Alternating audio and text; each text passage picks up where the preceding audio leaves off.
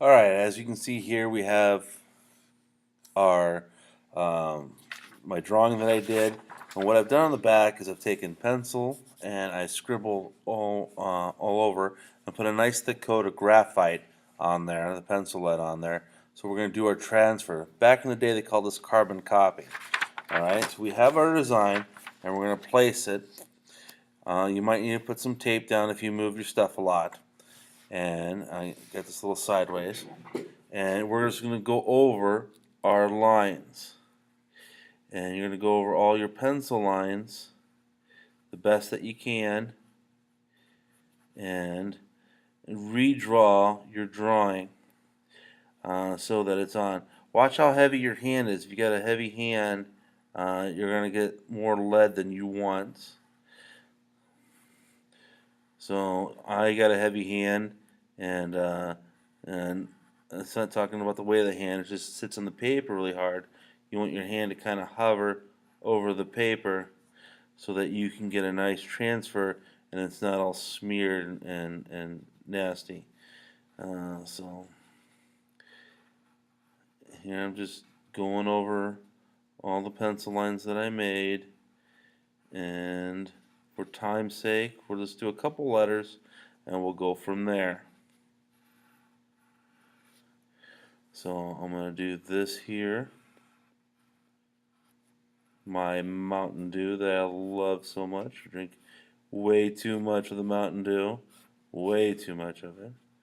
And this is our O. So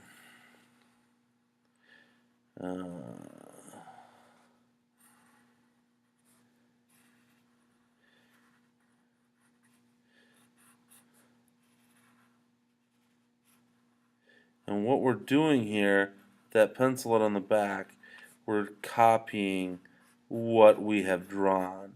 We're making an actual copy, not like a digital copy or anything like that.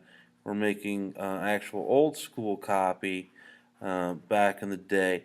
You might see your parents use like a checkbook and whatnot, and they have a little piece of paper that's left in the book, and what that piece of paper is, it's a carbon copy, and that is a copy of what they wrote the check out for, and so that they have a record of it, of the check that they wrote um, to help balance out their checkbook or whatnot, if you've ever seen that. Alright, so what I'm going to do here, I'm almost done going over my pencil lines.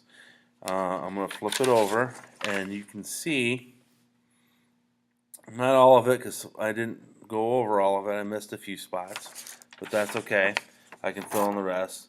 That I have a copy. You can see there's a little bit of dust here from my hand being heavy and on the side of it. Then we're going to start coloring it in, and we're going to use colored pencils.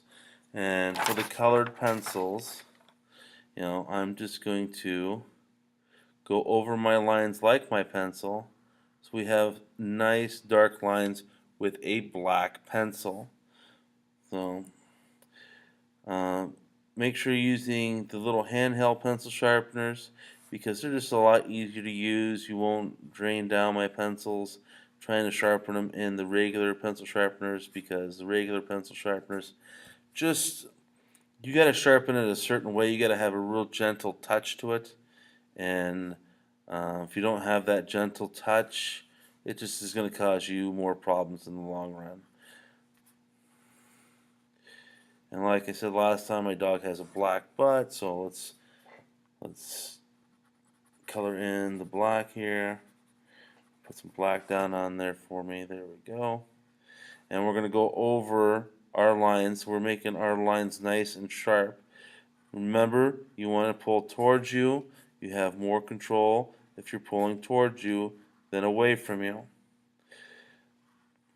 And I know I do this really fast. Remember, I've had a lot more practice than you guys have had, and that's why I can do it fast and I can do different variations, because the amount of practice that I've had drawing throughout the years. Remember, I drew at an amusement park for 14 years, and I was always drawing when I was in the amusement park, trying to get better and better and better. And And that's what how I got so good, because I wanted to be faster than everybody else. So if I knew how to get faster was to keep practicing. That's the only way in sports that you get any better. If you keep practicing, if you don't practice, you can't get a sharper run time. You can't get the takedown, or do the layup, or block. All right. So I'm gonna start kind of coloring in the parts I can with the black and so forth on my dog. Notice I'm leaving some highlights in there. You can do that, or you can color just plain black. That's fine. I like having highlights because, like I tell you all the time, everything has three tones. It has a highlight, which is the light reflecting off of it. It has a midtone, basically the color that it is, and it has a shadow, a darker rendition of that color, where not as much light is coming off of the object and being reflected. So. See, all I'm doing is just going over my lines. I might tighten some things up, fill in the spaces if I miss something. Um, and that's all I am doing. I'm going to make this line here thick to show shadow. Okay. And I'm going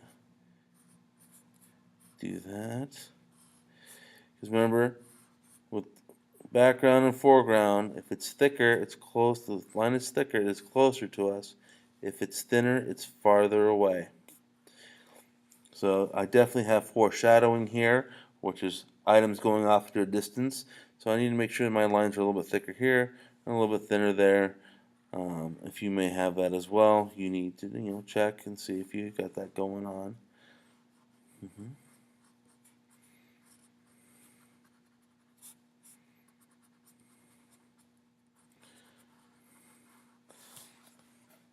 And that's where I'm going to end right there with that. And you can start coloring stuff in. Um, my dogs are black and white with some gray, so I can start putting some of the circles in there and just lightly drag my pencil with the black to get the kind of the gray color that is 5 miles. Okay. Um, so forth. Green goes pretty white. I can just add some stuff there. So he's what he is. I can add a little bit of light blue to add some shadow if I want to, because that would be showing kind of a shadow. I can add some blue to 5 if I want to, because she is trying to show shadow, blue healer, whatnot. And then for my Mountain Dew, I'm definitely gonna get a green, and I can go over my circles and I can start coloring it the green color.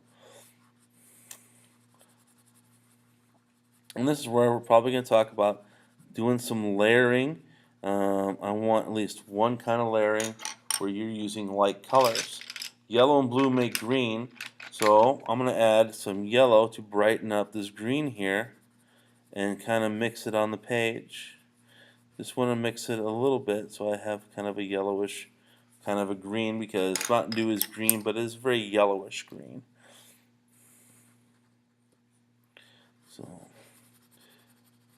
there, I'm going to go darker here, shade it in, and again go back with that yellowish green, put some yellow over top to make it a yellow kind of a green. So I'm layering my colors to get analogous color pattern, which is red, yellow, yellow, green, green. And that's what I'm looking for. That's what I'm kind of wanting. I'm going to start coloring in this here. So, oh, I messed up. That's okay. I'll keep going. That's fine. And I'm going to go back to this blue. I'm going to put that blue up there. And I'm going to add kind of a shadow. I'll turn so it's easier for me. I'll add a shadow underneath here, underneath my dog. I know it looks like I'm scribbling and I'm going fast, but I'm coloring, and I'm pressing hard in one section, and as I get away from that section, I'm lightening up to make the color a lighter tone, a lighter color. So, alright, and that's all that I'm doing. And it helps create that shadow, midtone, and highlight. So I can go from a darker blue to a lighter blue to blue that's really isn't a whole lot there to help create depth and form. Right? This will be the end result of your project. Whatever you have done here will be done. We're going to use colored pencils as the medium, along with regular white drawing paper, and you're going to color it in.